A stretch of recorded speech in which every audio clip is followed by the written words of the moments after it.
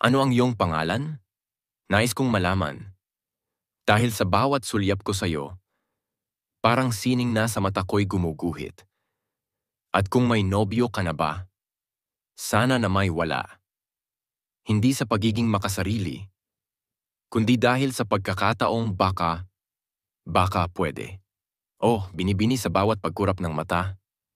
Ang mundo'y tila bumabagal, para lang bigyang daan. Ang kagandahang sa'yo'y nangingibabaw. At iniisip ko, paano kung may pag-asa? Paano kung isang araw, sa halip na tanungin ko kung sino ka, ang tanong ko na lang ay, pwede bang ako na lang ang piliin mo? Oh, isang katulad mo, ay hindi na dapat pang pakawalan.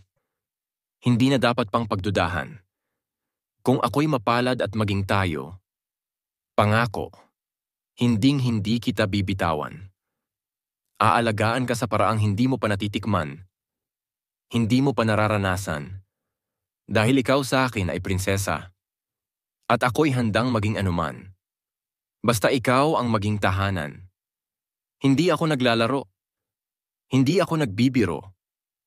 Hindi ito salitang dala lang ng panandali ang kilig, o ng pusong saglit na natangay sa iyong tinig. Pagbigyan mo lang ako, Sinta. Isang pagkakataong ipakita na sa mundong puno ng pasakit, may isang tulad kong handang maging dahilan ng iyong ngiti. Kaya't prinsesa, magandang diwata. Kung may pag-asa, sana ipakita.